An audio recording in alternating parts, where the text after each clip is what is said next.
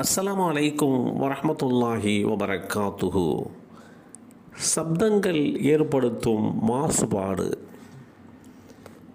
அப்துல்லாஹ் இப்னு Abbas ரலியல்லாஹு அன்ஹுமா அவர்கள் அறிவித்தார்கள், அல்லாஹுடைய தூதர் ஸல்லல்லாஹு அலைஹி வஸல்லம் அவர்கள் தமக்கு பின்னால் ஒட்டகத்தை அடித்து விரட்டக்கூடிய கடும் அதட்டல் சப்தத்தையும் ஒட்டகம் அலறுவதையும் செவியுற்றார்கள்.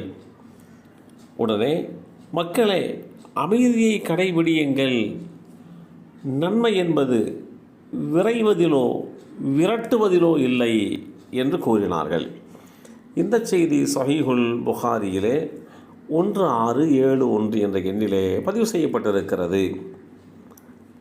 சப்தங்களால் வெளிப்படக்கூடிய மாசுபாடானது உலகில் மிகவும் ஆபத்தான நிலைப்பாட்டை உண்டாக்கும். ஒலி மாசுபாடானது உலகின் மிகவும் ஆபத்தான மாசடைவாகும். இன்றைக்கு பூமியில் அதிகளவில் சப்தங்கள் மாசடைதலுக்கு உள்ளாகி வருகின்றன.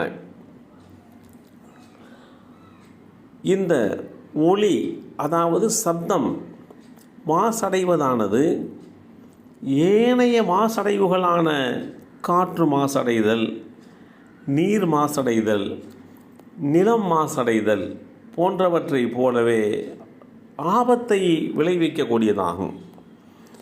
இன்று பறவைகளுடைய கீச்சு குரல்கள் எல்லாம் ஓய்ந்து எங்கு பார்த்தாலும் பேரிரைச்சல் காணப்படுவதை நாம் உணர முடிகிறது.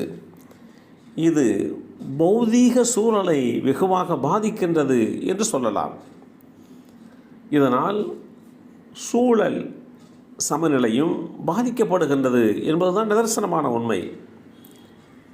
ஒலி, அதாவது சப்தம் மாசடைதல் எனப்படுவது பூமியில் இயற்கை தவிர்த்து வேண்டப்படாத சப்தங்கள் நமது சூழலில் அதிகரிப்பதை குறிக்கிறது.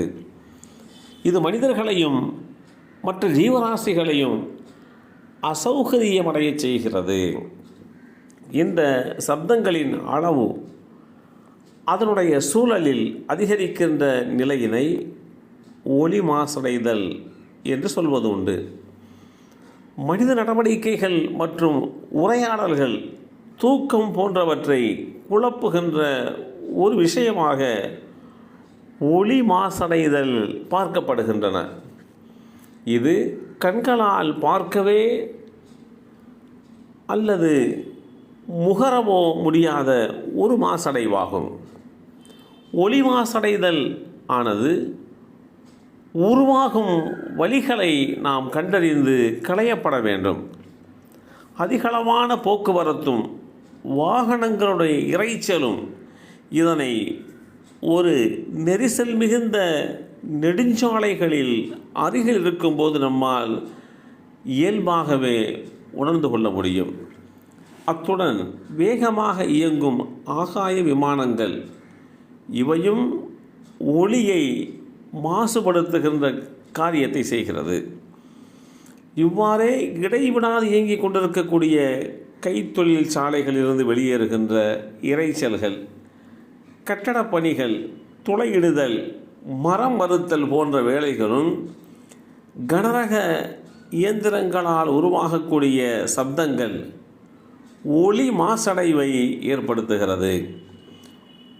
ஒலி மாசடைதலானது மனித நல்வாழ்வில் அதிகளவில் பாதிப்பை ஏற்படுத்துவதாக உலக சுகாதார மையம் தெரிவிக்கின்றது. இயற்கையாக இந்த சூழலில் இருக்கின்ற அமைதி கெடுகின்ற போது மனிதனுக்கு பல உடல் சார்ந்த, மனம் சார்ந்த பிரச்சனைகள் உருவாகின்றது. கேட்டல் தொடர்பான பிரச்சனைகள் ஏற்பட வாய்ப்பிருக்கிறது.